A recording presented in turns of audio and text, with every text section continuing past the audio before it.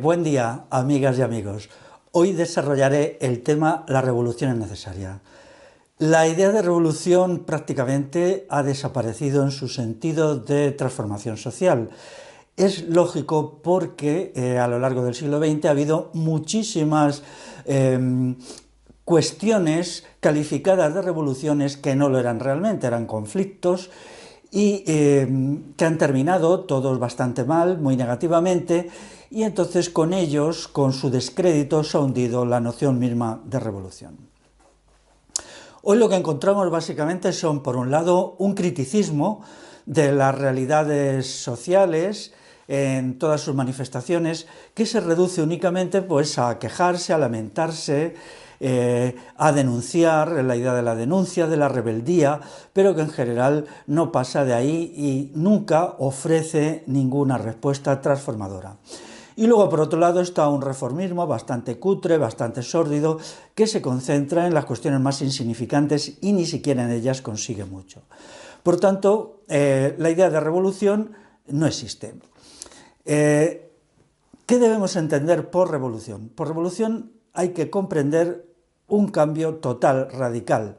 Las revoluciones no solamente son políticas, sociales o económicas. Tenemos, por ejemplo, la revolución industrial, el acontecimiento aquel del último tercio del siglo XVIII, la revolución verde, que afecta a la producción agrícola en la segunda mitad del siglo XX, la revolución sexual propia de los años 60 y algunas otras. Su significación o la intención de quienes acuñaron tales términos es indicar que se estaban produciendo cambios totales en cada uno de los terrenos en que se estaba operando. Respecto a las revoluciones políticas, pues tenemos las revoluciones negativas, como es en primer lugar la Revolución Francesa, que inicia la saga, su continuidora, la Revolución Rusa, anteriormente la Revolución Liberal Española, la Revolución Fascista en los años 20, la Revolución Islámica de Irán del año 1979, que es simplemente una adecuación de la Revolución Fascista musoliniana, la Revolución Nacional Sindicalista de la Falange Española, y muchas de las revoluciones antiimperialistas posteriores a la Segunda Guerra Mundial. Luego, sin embargo, tenemos revoluciones positivas, entre las cuales citaré en el pasado la revolución de la Alta Edad Media, que yo he estudiado sobre todo en el texto editado por la Fundación Navarralde en Pamplona, que culmina en una sociedad viable que se ha mantenido durante 1500 años, y una revolución incompleta, muy interesante, que es la que tiene lugar en los meses o 2 años, quizá incluso anteriores al inicio de la Guerra Civil, y que va a ser una emergencia popular de lo más profundo de las clases populares, sobre todo agrarias, contra los gobiernos de derecha de la Segunda República, primero en Asturias de 1934, y luego contra el gobierno de Frente Popular, que se siente desbordado a pesar del carácter represivo, violento, contrarrevolucionario y fascistizante del gobierno del Frente Popular. La revolución que realiza el pueblo trabajador lo supera, lo rebasa, y esto culmina con el inicio de la Guerra Civil, con la intervención del ejército para controlar un movimiento de masas que estaba superando los límites de la República burguesa, que era la de 1931. El asunto este está estudiado básicamente en mi libro sobre la Segunda República, que dedica una parte muy importante al estudio del Frente Popular. Para mucha gente las revoluciones, sobre todo las políticas, las sociales, son sinónimo de violencia. ¿Lo son realmente? Bueno, veamos. En el siglo XX ha habido muchas revoluciones de boquilla, mucha palabrería revolucionaria y mucha violencia, pero ninguna revolución real. De hecho, todos los procesos que se han llamado revolucionarios han inspirarse en dos acontecimientos netamente antirrevolucionarios y contrarrevolucionarios, como son la Revolución Francesa de 1789 y la Revolución Rusa de 1917, pues eran antirrevoluciones. Su objetivo era incrementar el aparato de Estado y desarrollar el capitalismo. Y así se manifestaron todas las revoluciones antiimperialistas también, como falsas revoluciones. Por lo tanto, la revolución es una modificación total, radical, que se define por su programa, por su proyecto, por sus metas, y no tanto, y ni siquiera principalmente, por el uso o no de la violencia, que es un elemento episódico. Toda revolución tiene que ser popular, tiene que ser obra del pueblo, no puede ser de una vanguardia, no puede ser de una élite, de un partido, porque estas revoluciones de las élites lo que llevan es a un régimen de las élites y perpetúan el sistema de dominación. Por lo tanto, la base de una revolución verdadera tiene que ser la libertad. La libertad es inseparable de todas las revoluciones, pero ninguna de las que hemos creado tenía la libertad como meta, salvo demagógicamente. La violencia, bueno, si las élites y las minorías mandantes contra las que se dirigen las revoluciones acuden a la violencia, entonces el pueblo tiene legitimidad para defenderse, como hizo ya en la primavera de 1936 contra los aparatos represivos del Frente Popular, policía de la época, que era la Guardia de Asalto, Guardia Civil, y luego también contra el ejército una vez que estalla la guerra, que el ejército se levanta contra el pueblo en 1936. ¿Cuáles son las causas de las revoluciones? Hay que decir abiertamente que las revoluciones no salen del hambre, no son respuestas fisiológicas, no tienen como meta la riqueza material. Hay muchísimos episodios en la historia de hambre, de pobreza, de muerte incluso, y eso no lleva necesariamente a la revolución. A veces los periodos de hambre son más bien antirrevolucionarios, no revolucionarios, incluso de resignación. Para que haya revoluciones se necesita efectivamente una gran crisis de la sociedad, que sea una crisis total del conjunto de las instituciones, de los modos de vida y de las concepciones que sustentan un tipo de sociedad. Tiene que haber previamente un pueblo que exista, es decir, el pueblo que no sea populacho, que una masa consciente, una multitud moral y política autoconstruida. Tiene que haber al mismo tiempo un ideal revolucionario con una ilusión de revolución. Si no existe la ilusión de revolución, es decir, la asunción por algún sector significativo de las clases populares de la necesidad de un cambio, no puede hablarse de revolución ni de situación revolucionaria. Se necesita un proyecto y un programa, es decir, ¿qué vamos a hacer? El programa determina los puntos de las transformaciones que se van a realizar. Sin un proyecto y un programa, ninguna situación revolucionaria en el plano objetivo se convierte en revolución real. Y tiene que haber personas formadas y conscientes que sean capaces de manejar las condiciones extremadamente complejas y difíciles que se suman en una situación revolucionaria. Por lo tanto, el sujeto revolucionario es el pueblo, entendido como, pues de la forma más vaga y más imprecisa posible. No es necesario profundizar mucho, pero el pueblo lo vamos a definir como los sin poder, los que no tienen poder, es decir, los que están enfrentados al poder político y al poder económico, ellos son el pueblo. Por lo tanto, los partidos políticos que forman parte del aparato de poder del gobierno, del parlamento, de las instituciones, son siempre el antipueblo, el contrapueblo, la reacción. Esto es una cuestión muy importante, igual pues las instituciones sindicales que, digamos, cobren del presupuesto del Estado, y también toda clase de institución que viva del poder. El poder es siempre antirrevolucionario. Se dice que hay revoluciones desde arriba. Esto es falso. Las revoluciones desde arriba pues son, por ejemplo, la revolución fascista, aquí en España la revolución nacional sindicalista de la Falange, que eran revoluciones desde arriba, que eran simplemente antirrevoluciones. ¿Se necesita abstrusas y confusas teorías para entender lo que es una revolución? No, rotundamente no. La experiencia que tenemos con la teoría revolucionaria más conocida en los últimos 200 años, que es el marxismo, indica que el marxismo efectivamente es abstruso, es confuso, es caótico. El Capital de Marx son 3 tomos ininteligibles que están llenos de vaguedades, superficialidades y que no aportan nada. A mí siempre me ha asombrado la ignorancia abismal de Marx, un hombre que no conocía casi nada de lo que hablaba, ni entendía la economía, ni entendía la historia, ni comprendió qué era el capitalismo. Lo único que ya lo he dicho varias veces, lo que más tuvo es mucha cara dura. Entonces él creó una teoría revolucionaria revolucionaria, y la gente se ponía a leer El Capital, su obra más conocida, y como no la entendía, pues en plan papanatas se quedaba impresionada. Bueno, esta experiencia nos lleva a considerar que no necesitamos ninguna interpretación intelectual compleja, que el fundamento doctrinal de toda revolución es simplemente la sabiduría popular, el sano sentido común, el saber experiencial y ateórico. Experiencial significa basado en la experiencia y ateórico sin teorías. Ahí es donde se coinciden todos, donde todas las personas coinciden. ¿Qué se necesita? Personas pensantes, nada más. ¿Pensantes desde qué? Desde la experiencia, desde su propia experiencia de la vida. Es la experiencia de la vida la que hace a la gente revolucionaria, y no cultivar alguna teoría, algún dogmatismo o algún sistema de estos que se aprende leyendo. Por lo tanto, es pensar y no leer lo que lleva a la gente a una posición revolucionaria. Eso sí, el proyecto revolucionario tiene que ser muy exigente en lo referente a la cuestión de la verdad, puesto que mientras la propaganda del poder siempre se basa en la mentira, lo cual no quiere decir que todo lo que diga la propaganda del poder sea mentira, a veces también se sirven de la verdad o de medias verdades, pero frente a ello el sujeto revolucionario, que son los que simplemente hacen la revolución y la quieren, tiene que tener un gran aprecio por la verdad y por la objetividad. ¿Cómo qué?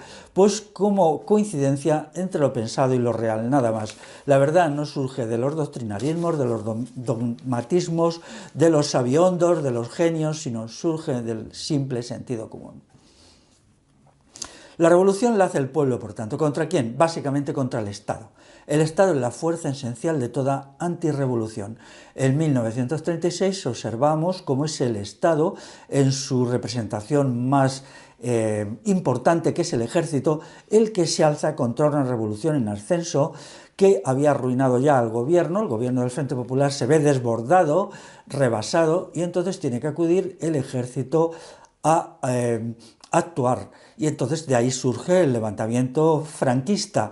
Que el ejército adoptara en la época formas fascistas no tiene importancia mayor, porque simplemente se amoldó a las modas europeas de la época, pero perfectamente podía haber actuado con otra cualquier etiqueta o camisa. De hecho, en los levantamientos que tienen lugar, por ejemplo, en 1933, el ejército, la Guardia Civil intervienen. En 1932 el ejército interviene mucho por mandato del gobierno republicano socialista, y entonces reprimen a las clases populares, sobre todo al campesinado, que se estaba alzando contra la república burguesa y terrateniente del 14 de abril de 1931. Así pues, la primera condición para ser revolución es estar fuera de las instituciones. Estar fuera de las instituciones es fuera del Parlamento, fuera de los ayuntamientos, fuera de los partidos, fuera del sistema electoral. Estar fuera para estar ¿dónde? Estar con el pueblo, estar con la gente. Eso es fundamental. Cuando traspasamos la raya que separa al Estado del pueblo y nos desprendemos del pueblo para ir con el Estado, estamos convirtiéndonos en agentes de la antirrevolución, de la contrarrevolución, del capitalismo. Esa es la diferencia principal.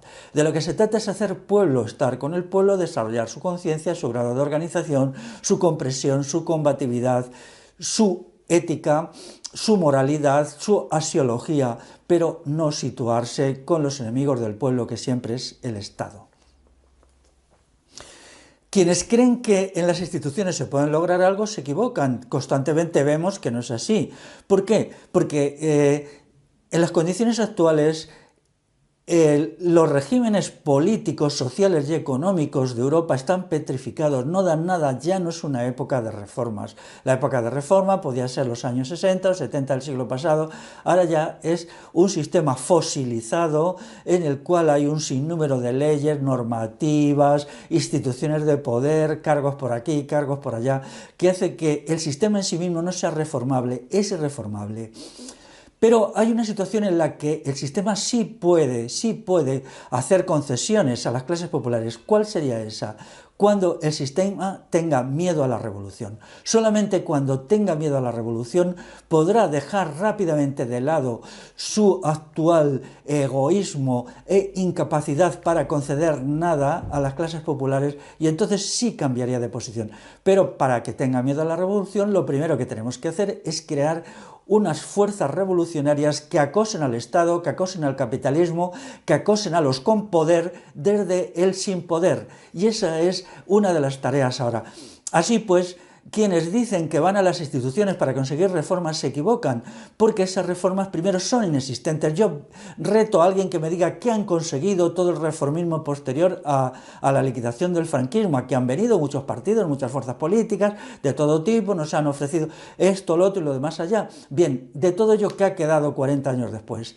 No ha quedado nada. Esas reformas serán envenenadas, serán negativas, serán destructivas, lo único que han servido es para destructurar, degradar aún más a la gente de la calle, a la gente común, que es el único sujeto revolucionario. Estar con el pueblo, compartir la vida del pueblo, desarrollar su grado de conciencia y organización es lo que importa. Es curioso que mucha gente exquisita, que se creen radicales, lo primero que hacen es someter a un ataque sistemático a las clases populares. El odio al pueblo se hace en función de teorías, de lindezas, se dice que el pueblo es esto y lo otro. Vivimos una etapa de ataque exacerbado del progresismo radical a las clases populares. Se las coloca muchas etiquetas, se dice de ellas que son lo peor de lo peor. En ese sentido, pues hemos tenido últimamente algunos comentarios muy interesantes de odio a lo popular. Yo quiero decir, no estoy de acuerdo con eso y no me voy a situar en ese lado. Quien lo hace son niños y niñas de papá que se creen muy radicales porque han leído a fulanito, a menganita, y porque se creen que tienen unas ideas muy bonitas que quieren imponer al pueblo. Quien es salvador del pueblo es un dictador. Dictador viene de ahí, de dictar, de decirle al pueblo lo que tiene que hacer. Entonces todos estos niños de papá lo que tienen que hacer es irse con sus papás y sus mamás y dejarnos en paz, porque nosotros somos capaces de hacer las cosas desde el pueblo.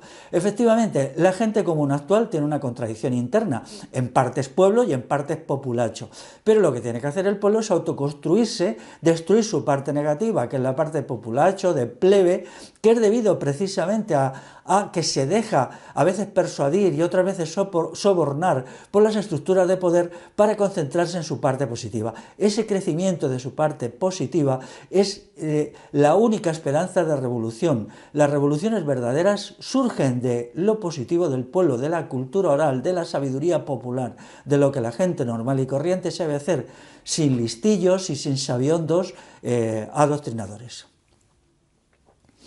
Otra característica de una revolución verdadera es que ha de ser plural. ¿Por qué? Porque el pueblo es plural y porque la libertad es el contenido y la meta de toda revolución. Por lo tanto, una revolución del futuro tiene que surgir de la pluralidad natural de las clases populares, de un acuerdo sobre unos puntos mínimos para resolver los grandes problemas de nuestra época, sin que haya ninguna homogenización, que no es necesario. Cada sector popular tiene que seguir siendo el mismo y, a partir de un proceso de autocrecimiento, afirmarse en lo positivo que tiene, limar y reducir lo negativo a través de la autocrítica y de la reflexión interiorizada, y entonces concluir que hay otros sectores populares, otra gente, otros colectivos, otras personas, otras corrientes, y formar un frente unido para poner fin a los dos grandes enemigos de la revolución: por una parte el Estado y por otra parte el capitalismo. Dentro del Estado está el gobierno y, formando parte del gobierno, está el Parlamento. Quienes están en el Parlamento son agentes del capitalismo en sí y por sí, siempre, siempre. Todos los que van al Parlamento van a servir al capitalismo y a convertirse ellos en capitalistas, puesto que lo que logran es enriquecerse. Hoy no hay nada que hacer dentro de las instituciones, nada, y quienes van es porque se hacen ricos. Hace poco leía un análisis del dinero que están ganando la gente de un partido radical y es asombroso, les pagan por todo, pero si se están forrando, se han convertido en una nueva burguesía. Yo la llamaría burguesía política, burguesía parlamentarista.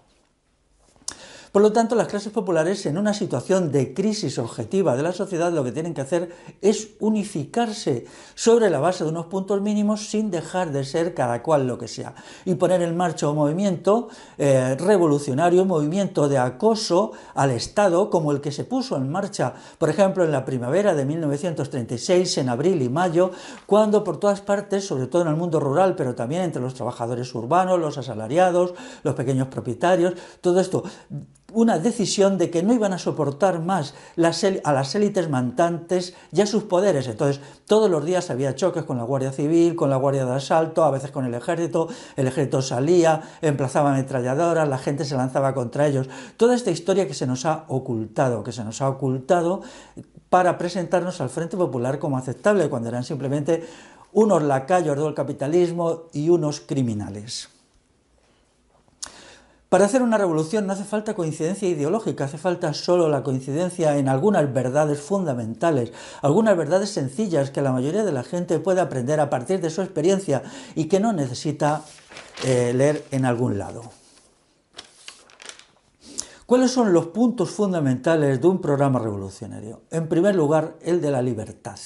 La libertad es la voluntad y la posibilidad de actuar de acuerdo a criterios morales, a criterios transformadores y a criterios de realización de la esencia concreta humana. No es necesario tampoco constituir toda una teoría de la libertad, sería bueno que se escribiera sobre ella, y a mí me gustaría alguna vez dedicar algún libro a la noción de libertad.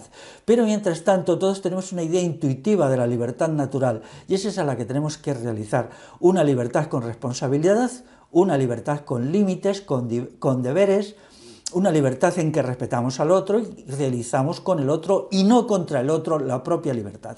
Con estas nociones sencillas podemos estar muy seguros de que vamos a crear una sociedad de la libertad que sería, antes que nada, una sociedad posrevolucionaria, una sociedad de la libertad.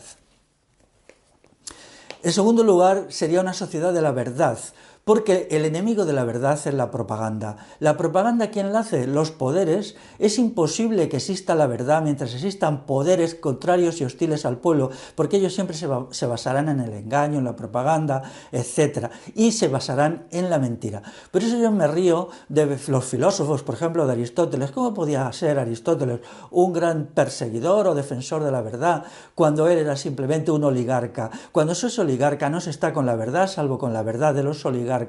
Y por eso toda la filosofía hecha por sabelotodos al servicio del poder o que ellos mismos son poder, pues tiene unas limitaciones enormes. No digo yo que en algunos casos pueda ser leída con aprovechamiento, pero esencialmente necesitamos también una revolución de la filosofía que tenga como base la noción de verdad. La noción de verdad exige eliminar la propaganda, el adoctrinamiento, el aleccionamiento. Ahora, en las sociedades contemporáneas contemplamos que la verdad no existe porque la propaganda lo es todo. La universidad está volcada en la propaganda, la literatura es propaganda, los poderes mediáticos hacen propaganda, leccionamiento, adoctrinamiento, y en todo ese remolino de mentiras, de manipulaciones, nos cuesta mucho encontrar una mínima verdad. Los dos enemigos de la libertad hoy son, por una parte, el Estado, un Estado que está supercrecido. Tiene poco que ver incluso con el Estado de hace 50 años, tiene tantos poderes, tanta fuerza, ha concentrado dentro de sí tanta riqueza material, es decir, nos roba tanto con los impuestos, nos expolia de una manera tan exacerbada, se vale de instrumentos tecnológicos tan sofisticados, tiene un aparato funcionarial tan sofisticado, posee un ejército tan numerosos y unos aparatos represivos, policiales, judiciales, carcelarios tan potentes, que realmente es una fuerza que nos tritura. Un Estado que está ya fuera de control, que se cree que tiene derecho a todo, que puede hacer con nosotros lo que quiera, que somos simplemente criaturas a la defensiva. Tened en cuenta que hoy, a día de hoy, la mitad de nuestro tiempo de trabajo se lo apropia el Estado en la forma de tributos. Esto es una cosa que los cálculos se han hecho por varios autores y todos llegan a la misma conclusión. Todo esto tiene que desaparecer. Este Estado hipertrófico es un origen de maldades, de degradaciones. Él es el que está laminando la esencia concreta humana. No hace falta desarrollar ninguna teoría extraña y rara para comprender la negatividad y la maldad del Estado, que literalmente es un peso que nos está convirtiendo en esclavos, en neoesclavos, como en las épocas peores, e incluso peor que en las épocas peores del pasado de la humanidad. En segundo lugar está la gran empresa, una gran empresa también muy crecida. Si nos fijamos, la gran empresa multinacional es muy reciente, es una creación de hace solo de 30 años. Es cuando se construye esta empresa enorme que es capaz de dictar a sus empleados todo. A las mujeres, por ejemplo, en determinadas circunstancias muy corrientes, las prohíbe tener hijos, las sanciona si son madres, las dicen cuándo tienen o no que congelar sus óvulos, a los hombres les persigue, no les permite tampoco ser padres, les obliga a comulgar con las creencias de la empresa, les da cursos de adoctrinamiento en los objetivos y las metas de la empresa, de tal manera que esta gran empresa tiene que desaparecer. Este poder concentrado que ya no nos deja espacio a la existencia de la pequeña empresa, de la pequeña propiedad, autónomos, esto no puede ser, que se centra principalmente en la banca, en la gran propiedad industrial, en la gran propiedad mercantil. El otro día leía un estudio que decía que cada mes o cada día, ya no recuerdo bien, un montón de pequeñas empresas tienen que cerrar porque no pueden soportar la competencia de la gran empresa, de la gran superficie, etc. ¿Esto a dónde nos está llevando? A una concentración de la propiedad como jamás ha existido, a que la riqueza esté en manos de unos pocos que pueden dictar unas condiciones de trabajo espantosas y unos salarios. La riqueza, unos salarios de miseria. La riqueza no puede estar concentrada, tiene que estar dividida, tiene que estar dispersa, porque todos los poderes concentrados son poderes despóticos, tiranos, y cuanto más concentrados están, más tiránicos son. La gran empresa capitalista atenta a la libertad política, puesto que paga a partidos políticos, es absolutamente opuesta a la libertad civil, ya que ellos lo que quieren es manejarlo todo, incluido manejar el mercado. Cuando aquí se habla de libre mercado, pregunto, hagamos un debate sobre eso. ¿A qué se refieren? Hoy mercado y libre son antagónicos. Hoy lo que tenemos es un mercado, en primer lugar, manipulado por el Estado. En segundo lugar, manejado y manipulado por la gran empresa. Si nosotros nos retrotraemos a Adam Smith o a los estudiosos del libre mercado de la primera mitad del siglo XIX, ellos te explican que para que haya un libre mercado tiene que haber un montón de productores, un montón de gente que se ofrece con sus productos o sus bienes que sean relativamente iguales en riqueza y en posibilidades de competición. Pero ahora, ¿qué posibilidad de libre mercado hay cuando todas las ramas de la producción y de la distribución están manejadas por 3 o 4 multinacionales? Esto no solamente provoca un daño económico enorme, porque ya no sabemos cómo se forman los precios, ni de qué manera funciona la economía, sino que además impide la existencia de la libertad.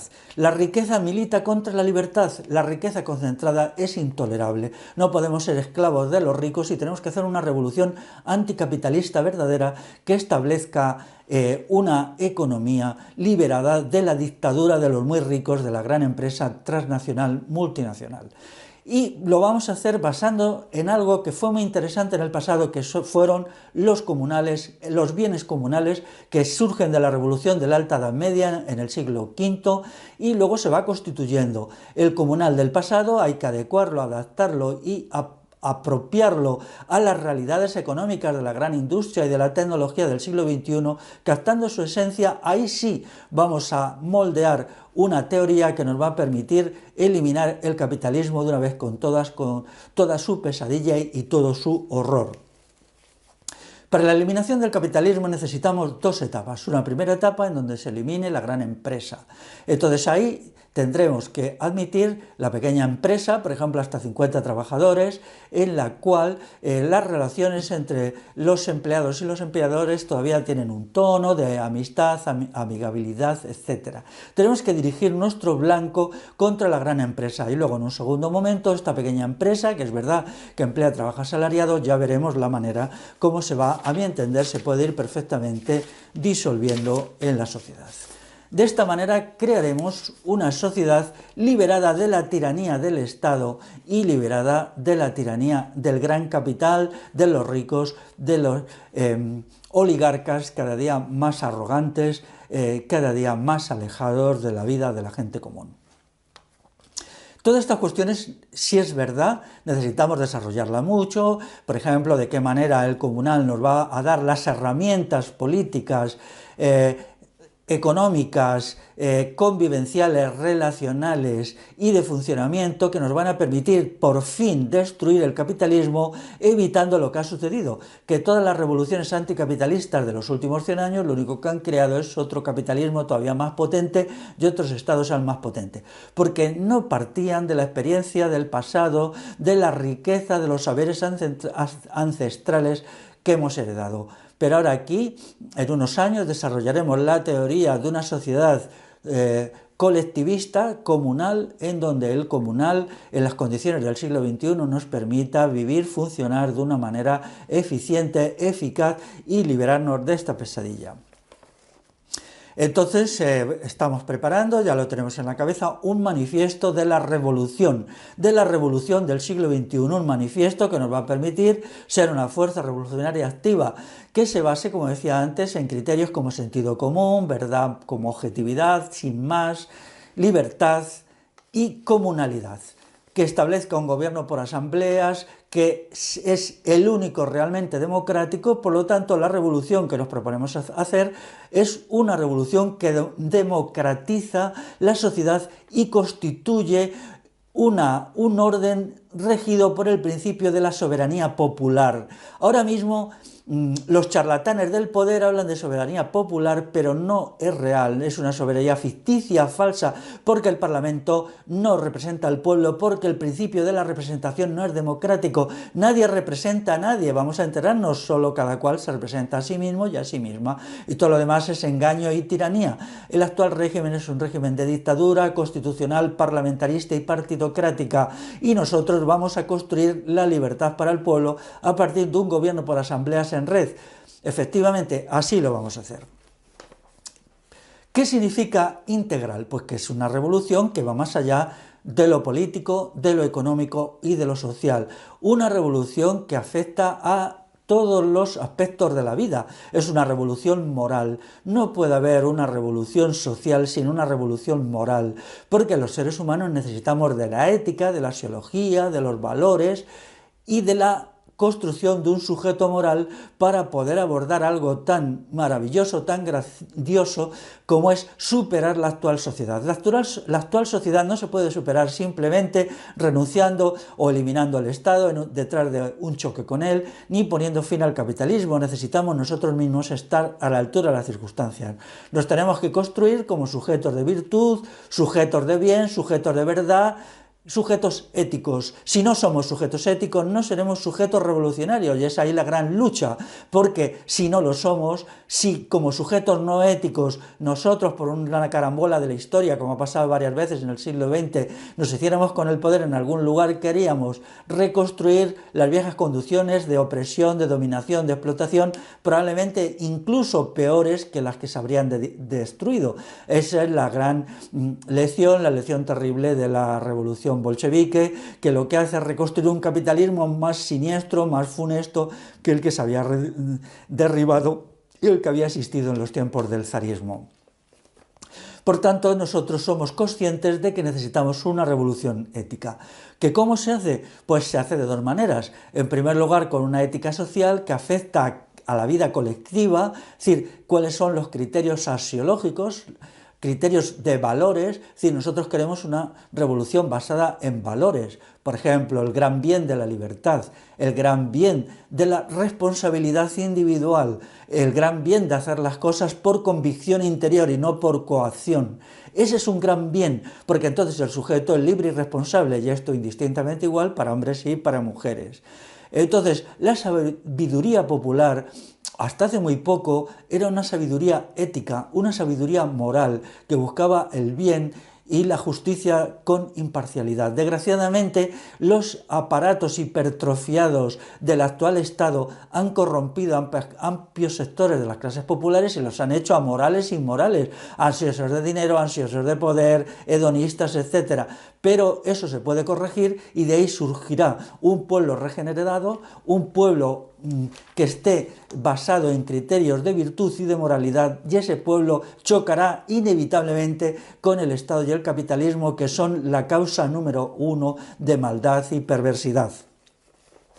Luego, en segundo lugar, está la ética individual. El sujeto es decisivo. El sujeto es más importante que las estructuras. Un sujeto de calidad autoconstruida desde la voluntad de bien, que es algo que tiene que residir en el interior de la persona y que reside de manera natural, mientras el sujeto no es corrompido por el Estado y por el poder y por la propaganda y por la codicia del dinero que introduce el capitalismo. Entonces ese sujeto es un sujeto revolucionario. Por lo tanto, aquellos que creen que hay que cambiar las instituciones y no entienden que se tienen que cambiar a sí mismos, no valen como revolucionarios. Empezad por cambiaros vosotros y vosotras.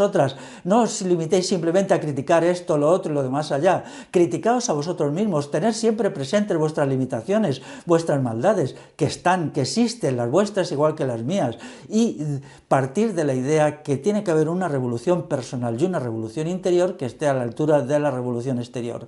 No vale de nada que destruyamos el capitalismo fuera si lo conservamos dentro de nosotros, dentro de nuestra mente y dentro de nuestra psique. Hasta ahí tenemos que llegar y ahí lo tenemos que eliminar. Y eso es una tarea paralela.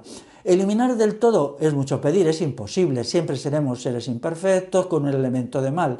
No pretendo eso, pretendo que simplemente lo eliminemos de una manera suficiente, la necesaria, suficiente para construir una sociedad nueva, una sociedad democrática basada en un gobierno por asambleas, donde los actuales modos de producción capitalista, cada vez más perversos y más destructivos, se truequen en una nueva economía comunal, industrial, de servicios, agraria, en las condiciones del siglo XXI.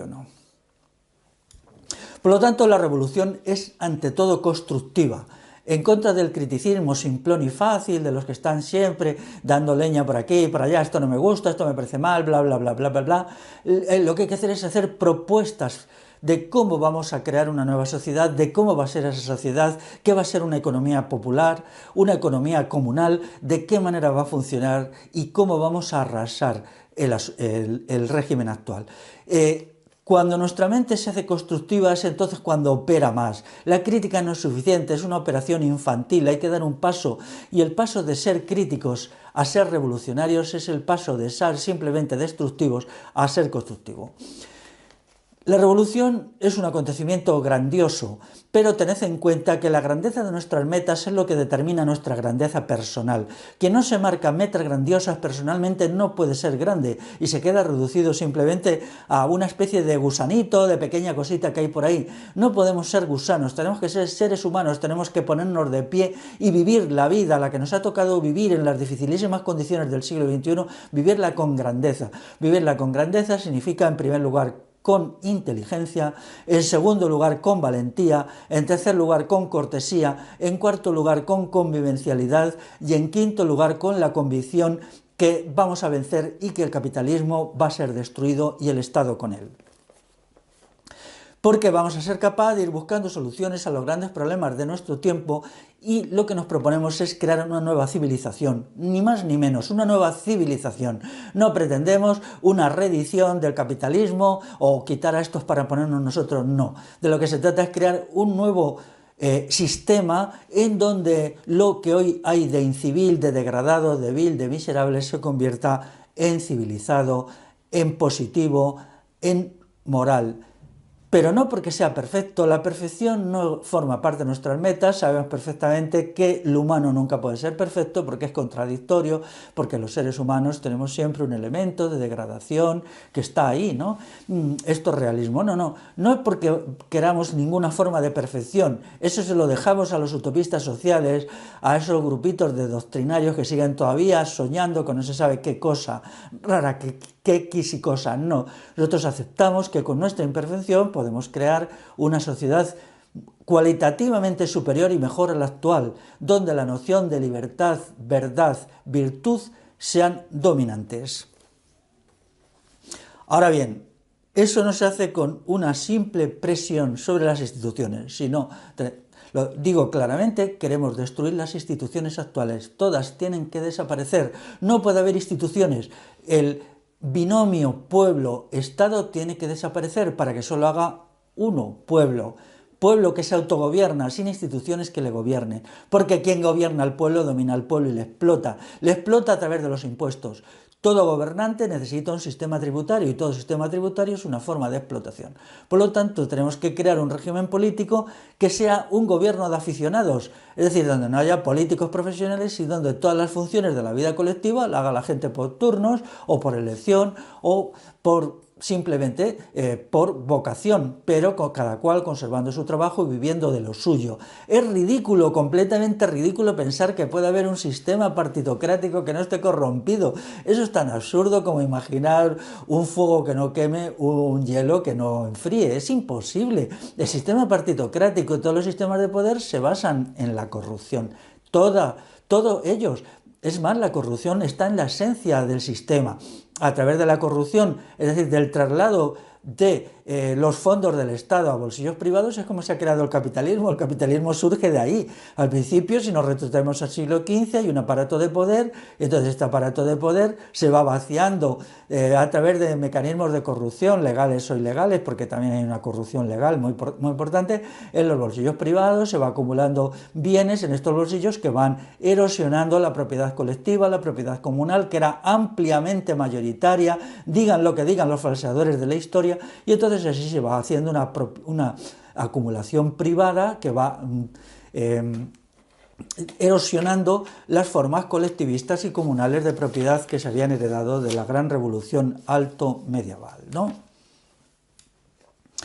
Entonces, todas estas cuestiones, cuando tengamos nuestro documento que se llame Manifiesto de la Revolución Integral, se irán explicando de una forma profunda, rigurosa, sintética, pero popular, para que con una pluralidad de ideologías y de religiones o no religiones, de todo esto, pues podamos buscar un abanico muy amplio de personas, colectivos, corrientes y tendencias que se sumen a una idea. Vamos a vivir de una manera nueva, vamos a librarnos de la tutela del Estado, vamos a acabar con el poder de los oligarcas concentrados y vamos a crear una nueva sociedad. ¿Cómo hacer la revolución? Pues se tienen que dar 4 condiciones fundamentales. Tiene que haber una crisis revolucionaria objetiva. Es decir, la sociedad tiene que entrar en un proceso de desintegración a partir de sus propias contradicciones internas. ¿Eso va a pasar en Europa? Sí. Las sociedades europeas están tocadas en su raíz, en su base. Son sociedades en plena desintegración. Atención a esto, Atención a esto porque es muy importante. Europa no es lo que era. Europa camina hacia una crisis revolucionaria de desintegración que se va a producir pues a mediados de este siglo, no pasando mucho tiempo. Si estudiamos su demografía, su economía, su estructura, todo esto vemos que no puede continuar así. Incluso el crecimiento tan enloquecido de los aparatos de poder, cada vez más policías, más militares, más funcionarios, más chupópteros de los partidos políticos de derecha e izquierda, más profesores adoctrinadores, todo esto es la creación de un sector parasitario, de un sector improductivo que ya no puede ser mantenido. Por lo tanto, avanzamos hacia una crisis revolucionaria que puede o no puede convertirse en revolución triunfante, pero que nosotros haremos lo posible para que sí sea.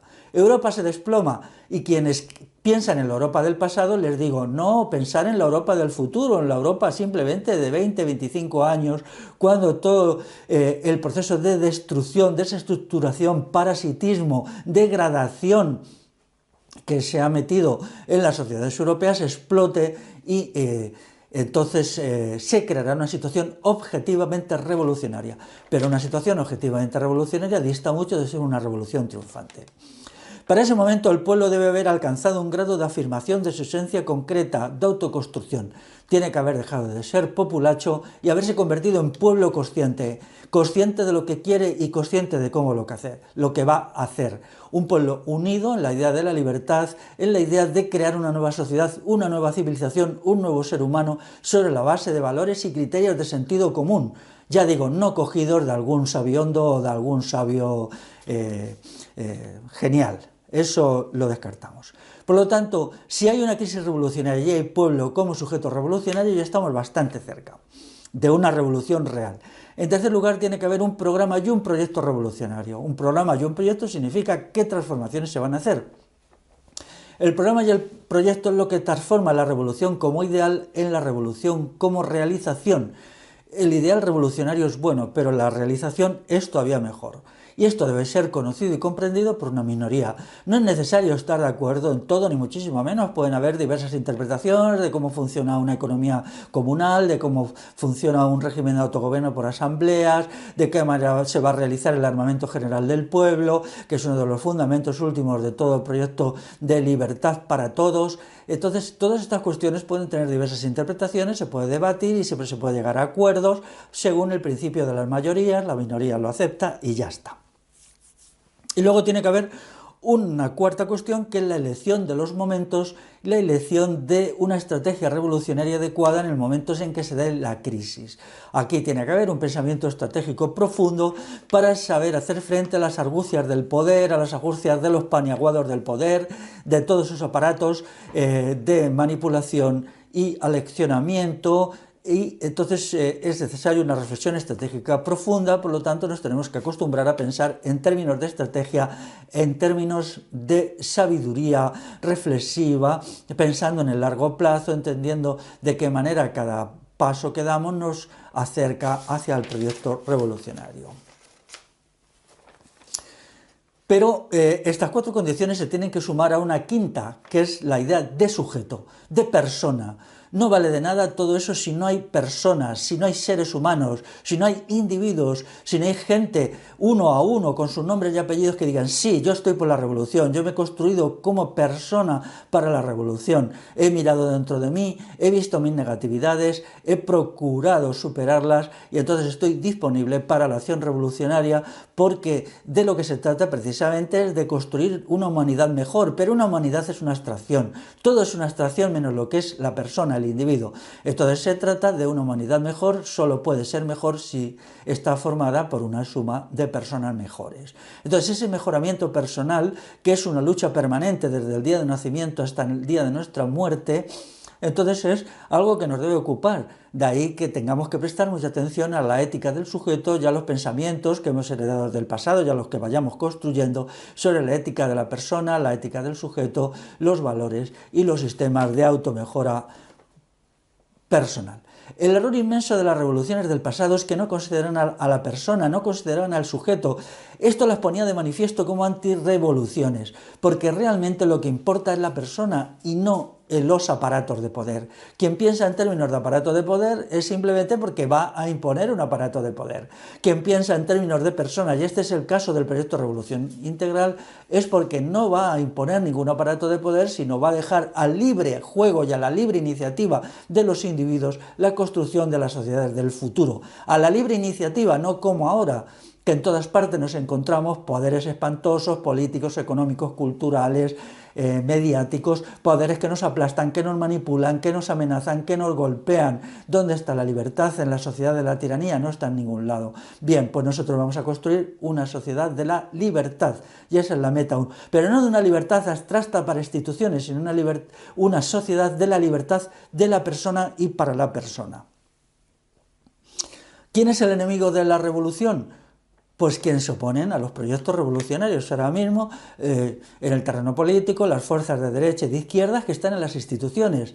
¿Dónde están los enemigos? Pues de las revoluciones siempre han sido los ejércitos enemigos de las revoluciones, las diversas policías, pero también el Parlamento con su demagogia, con su palabrería, los partidos políticos, todo esto es basura, unos y otros ahí están, robándose, acusándose siempre, manipulando y tal. Nosotros tenemos que estar fuera de todo eso, porque incluso la gente que con buena voluntad va allí inmediatamente es corrompida por el dinero y corrompida por el poder. Si nos mantenemos fuera del poder político, del poder gubernativo y del poder del dinero, nos mantendremos limpios, razonablemente limpios, tampoco limpios del todo porque eso es imposible, ¿no? Pero por ahora se trata de ser limpios lo suficiente. De los últimos puntos del que trataré ya es la cuestión, ¿es posible o es imposible la revolución? Pues no hay una respuesta categórica a esto. Claro, si la revolución fuera fácil, todo el mundo sería revolucionario, ¿no? Yo digo que la revolución sobre todo es necesaria. Y luego tiene que haber un compromiso individual de cada persona con ella. Y el tiempo dirá si es posible o es imposible. Probablemente el futuro proporcionará ejemplos de revoluciones bien intencionadas que acabaron mal, porque no se adoptó una estrategia, porque no se tenía un buen proyecto, porque las circunstancias no eran adecuadas. El caso más típico de ello es el alzamiento de los esclavos con Espartaco, del que yo en mi página tengo un estudio bastante completo y bastante largo. Fue una revolución magnífica, una revolución hecha con todo el corazón y con toda la fuerza, pero que tenía algunos fallos sustanciales y en las circunstancias que se hizo realmente no podía triunfar. Y fracasó. Bien, pero dejaron a las generaciones posteriores el ejemplo de su lucha y el ejemplo de su sacrificio que nos ha inspirado y nos ha iluminado. Y luego, sin embargo, tenemos la revolución altomedieval, la revolución de los vagaudas que triunfa, es así, triunfa donde fracasó Espartaco. Y hay un proceso revolucionario en el momento de agonía del Imperio Romano, cuando todavía la sustitución ultrarreaccionaria del Imperio Romano no había triunfado, que eran los reinos germánicos, y entonces los vagaudas triunfan en un pequeño rincón del Pirineo, que es más o menos el Pirineo de Navarra actualmente. En otros sitios de Europa, por ejemplo en las Galias, son derrotados, pero allí sí se mantienen. Entonces van ofreciendo un ejemplo de una revolución sin aparato estatal, sin propiedad privada concentrada, y van creando toda una serie de instituciones que son las de nuestra Alta Edad Media y nuestra Edad Media. Ellos crean la institución del comunal, que ahora tanto nos inspira e ilumina para liquidar al capitalismo de una vez por todas. Entonces, como no hay seguridad de nada en el futuro, pues yo diré, la revolución es necesaria. Puede ser que triunfe, puede ser que fracase. Tiene que ser una elección personal y por lo tanto un compromiso y también un riesgo. Un riesgo. Cada cual tiene que dedicar tiempo a pensar en esto, es decir, me arriesgo, me atrevo, lo hago o no lo hago. Ahora os digo una cosa, escucharme bien, si no ser revolucionario, ¿qué se puede ser hoy?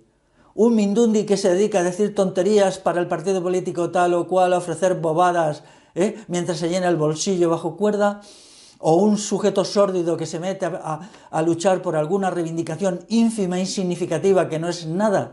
Los revolucionarios podemos conseguir mucho más en el terreno de las reformas por el miedo a la revolución. Las clases altas, en cuanto que ven la revolución ahí, por pequeña que sea, inmediatamente aflojan, hacen concesiones, porque lo único que tienen miedo es a la revolución. Por lo tanto, los movimientos reformistas no consiguen nada, consiguen cero, y eso lo vemos todos los días, surge gente con esto y lo otro. Solamente si la lucha popular crece mucho, pueden hacer pequeñas concesiones, pero inmediatamente en cuanto la lucha baja, lo que les dan con una mano, dan con otra. Sin embargo, la revolución sí logra concesiones. Por lo tanto, podemos acuñar una frase que dice: los movimientos revolucionarios consiguen reformas y los movimientos reformistas no consiguen nada. Pero esto hay que entenderlo en el sentido de que las reformas es simplemente como un elemento secundario, es un subproducto de la acción revolucionaria, y la acción revolucionaria es lo decisivo.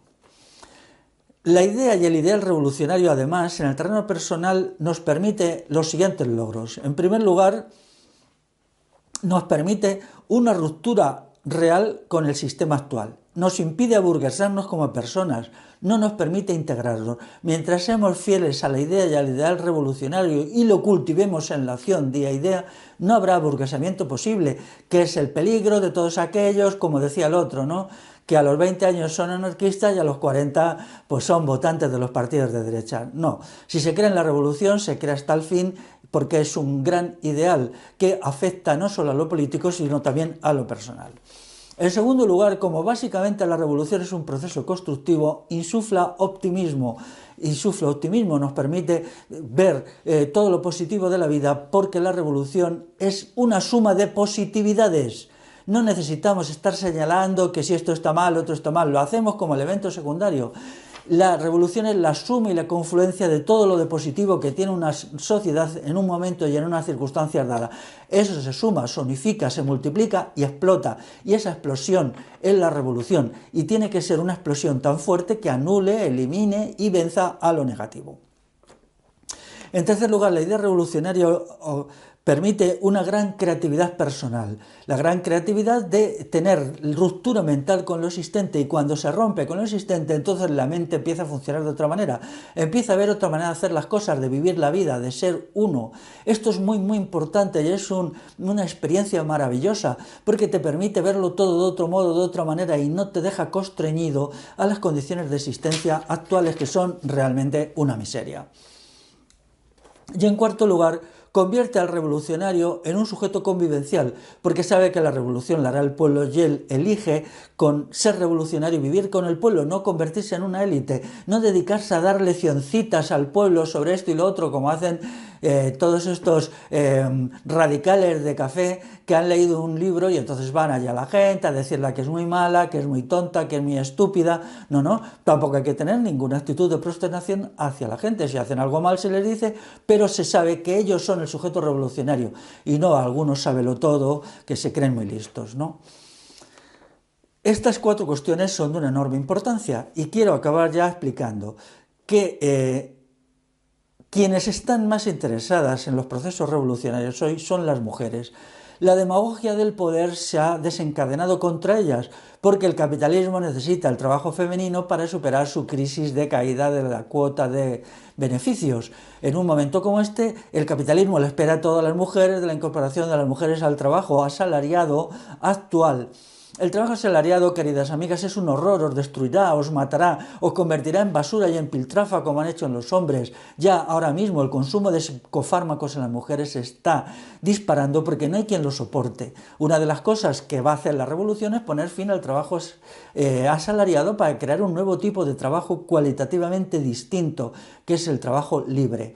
Los seres humanos necesitamos del trabajo, del esfuerzo creador, pero no de este trabajo miserable, horrible, que nos mata, que nos destruye, que nos empuja al alcohol, nos empuja a las drogas legales y ilegales. Entonces ahora mismo el capitalismo se ha inventado una demagogia femenina, feminista, para atraer a las mujeres a sus empresas, igual que destruyó a los hombres hace 50 años porque fueron los felices 60 de efervescencia acelerada lo que creó una debacle de la virilidad y una destrucción de la condición masculina. Ahora me temo que si no hacemos la revolución, por desgracia, la que se vendrá abajo en muy poco tiempo será la condición femenina. Por lo tanto, es el momento de decir basta de mentiras y basta de tonterías, eliminar la influencia horrible del Ministerio de Igualdad y sus jaurías y sumarse al proceso revolucionario en marcha, que tiene que crear una sociedad donde las mujeres se sientan a gusto, porque se dirige a la creación de vida y no a la creación de dinero y de ganancias, que es la gran tragedia de la sociedad actual. Por lo tanto, los revolucionarios hoy llevamos a la sociedad, e incluso en una situación revolucionaria como esta, los grandes ideales que ya nadie defiende. El ideal de la libertad, el de la libertad, el de la virtud, el de la verdad, y lo insuflamos y somos una fuerza que nos mantenemos ahí firmes, haciendo que todos estos ideales se mantengan y no se pierdan para siempre. Y estamos convencidos que estas ideas y estos ideales, en un momento de crisis que va a llegar muy pronto y va a ser una crisis formidable, una crisis tremenda de las sociedades europeas, se convertirán en nación popular, y podremos reproducir aquel gran acontecimiento de la Alta Edad Media, en donde se creó la sociedad concejil, comunal, consuetudinaria, con gobierno por asambleas, que luego la historia pues ha ido, digamos, desarticulando. Tendremos mucho que aprender cómo pasó ese proceso desarticulador, pero podemos evitarlo, podemos ser mejores que nuestros lejanos antepasados y hacer una revolución, quizá en este siglo, quizá en el que viene, no importa cuándo, porque la revolución es el día a día de la libertad, el día a día de la verdad y el día a día de la virtud, como virtud cívica y como virtud personal. Observar la importancia multiplicadora que tiene una noción como la virtud cívica, afirmémosla. Afirmarla ya es un acto revolucionario en un momento en que todo es cinismo, de vergüenza, robo, expolio, corrupción, barbarie, barbarie en definitiva. Pues la virtud cínica es un gran valor. Y quiero terminar diciendo, virtud cívica, sí, y virtud personal también. Eso es la revolución.